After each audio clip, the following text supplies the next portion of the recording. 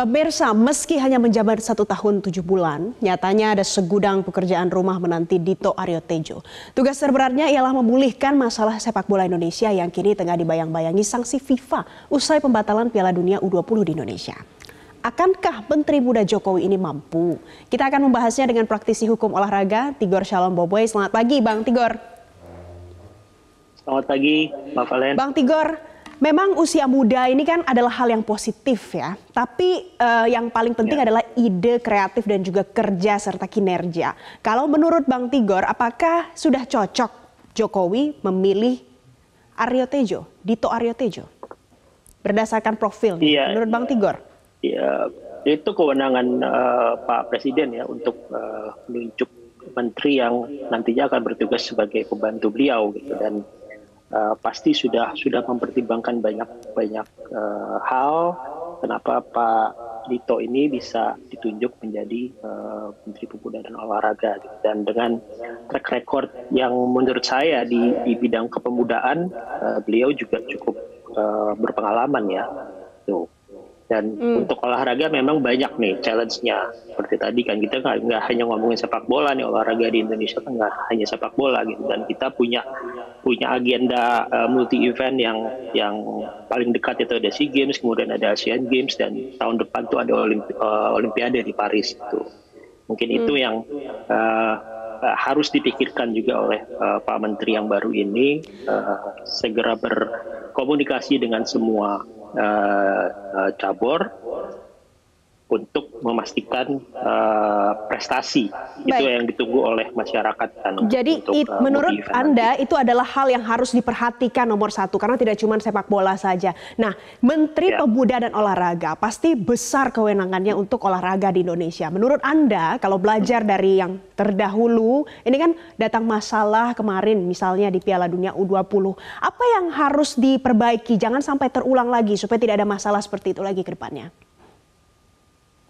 Ya, apa yang terjadi kemarin dengan pembatalan Indonesia sebagai tuan rumah Under 20 itu seperti Pak Presiden bilang, itu harus menjadi pelajaran yang sangat berharga, dan kita harus melakukan evaluasi secara internal apa sih sebenarnya yang menjadi permasalahan. Tapi jangan terlalu lama juga untuk melihat itu gitu, karena secara organisasi PSSI ini masih punya pekerjaan yang jauh lebih besar gitu. Apalagi dengan kepengurusan baru di bawah Pak Erik ini, kita belum lihat nih ada program kerja apa yang akan dilakukan oleh PSSI selama 4 tahun ke depan gitu. Dan tentu saja prestasi itu juga sama seperti cabur lain, prestasi pasti akan selalu ditunggu oleh masyarakat. Bang Tigor, Anda katakan jangan terlalu lama. Harus mulai dari mana terlebih dahulu Dito ini? Memang semuanya harus diperbaiki, tapi mana yang terlebih dahulu harus didahulukan? Ya, mungkin kita bukan melupakan secara keseluruhan ya apa yang terjadi dengan pembatalan kemarin, tapi memang fokus organisasinya itu yang harus segera dikomunikasikan antara Kemenpora dan PSSI pada hal ini.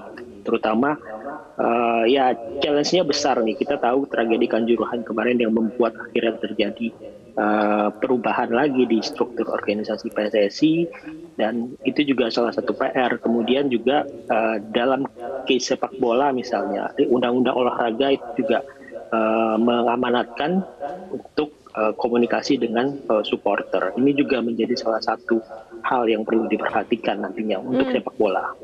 Oke. Dan ini hanya sepak bola yang baru kita bahas. Masih banyak lagi yang lain. Tapi walaupun masih banyak yang lain ini, waktu jabatan hanya 1 tahun 7 bulan, Bang Tigor. Menurut Anda 1 tahun 7 bulan walaupun singkat, cukupkah? Harus cukup. Dengan segala source yang ada, dengan segala challenge yang ada ya. Dan saya pikir kalau kita dari tadi ngomongin olahraga, kan ini kan bukan Menteri Olahraga, tapi Menteri Pemuda dan Olahraga. Beliau juga punya pengalaman yang cukup baik di kepemudaan. Jadi kita bicara tentang sumber daya pemudanya nih, gitu. Bukan hanya sekedar apa sih pemuda itu yang posisinya di negara, di pemerintah itu seperti apa, dan itu yang harus diberdayakan ya, karena kita tahu umur Gen X sekarang atau milenial itu kan nantinya yang akan jadi leader, ya kan, nantinya akan jadi pemimpin bangsa ini, dan itu harus benar-benar diperhatikan. Soal pemberdayaan orang-orang yang ada di usia muda, apa yang di masa sebelumnya belum dilakukan dan ini harus bisa dilakukan di masa Dito saat ini? Saya pikir itu masalah kepercayaan ya. Ya kita hidup di kultur yang memang melihat kalau orang muda ini mungkin pengalamannya kurang, kemudian juga banyak hal lain yang membuat seakan-akan ya oke lah dari sisi usia itu menjadi pertimbangan besar gitu. Tapi di zaman seperti sekarang ini nggak bisa seperti itu. Dan banyak anak-anak muda yang memang punya passion juga untuk terlibat katakan di olahraga dan di kepemudaan sendiri di hampir semua organisasi kepemudaan yang itu kaitan dengan usaha atau kaitan dengan olahraga itu juga banyak yang memang punya potensi. Oke, Bang Tigor, kalau Anda bicara pemberdayaan, seperti apa sih pemberdayaan yang realistis untuk pemuda itu? Iya, kalau bicara pemuda kan kita tidak terlepas dari namanya pendidikan kan. Jadi ini juga menurut saya juga harus diperhatikan ya, sinergi dengan kementerian atau lembaga lain terkait dengan pendidikan, mulai dari bawah kemudian sampai ke level youth lah, level pemuda ini, dan perjalanannya panjang saya pikir, dan memang PR-nya merubah sistem yang ada, merubah kultur yang ada untuk membuat pemuda ini lebih diperhatikan gitu, tidak dianggap sebelah mata lagi seperti sebelum-sebelumnya. Kalau merubah sistem dan kultur mungkin butuh jangka waktu yang panjang begitu ya. Tapi Bang Tigor, yang juga menarik yang menyita perhatian masyarakat adalah karena Dito ini juga berasal dari partai politik. Nah, kemarin kejadian di dunia olahraga adalah karena disatukan dengan politik maka terjadi musibah olahraga. Menurut Anda apa yang harus dilakukan oleh Dito ke depannya soal ini? Ya, memisahkan politik dengan olahraga itu yang harus dilakukan oleh Pak Dito ya. Dan saya pikir beliau juga sudah memahami politik dan olahraga.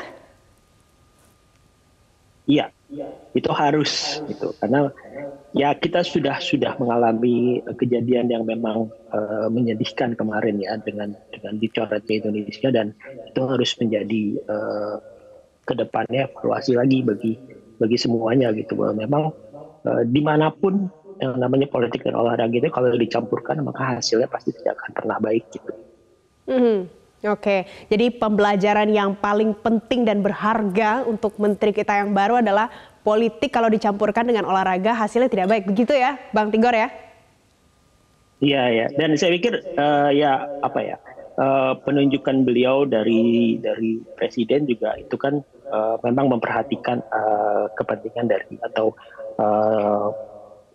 permintaan dari partai politik yang memang kalau kita lihat secara ke belakang lagi memang di posisi Menpora ini memang salah satu parpol yang memang punya kursi lah untuk itu.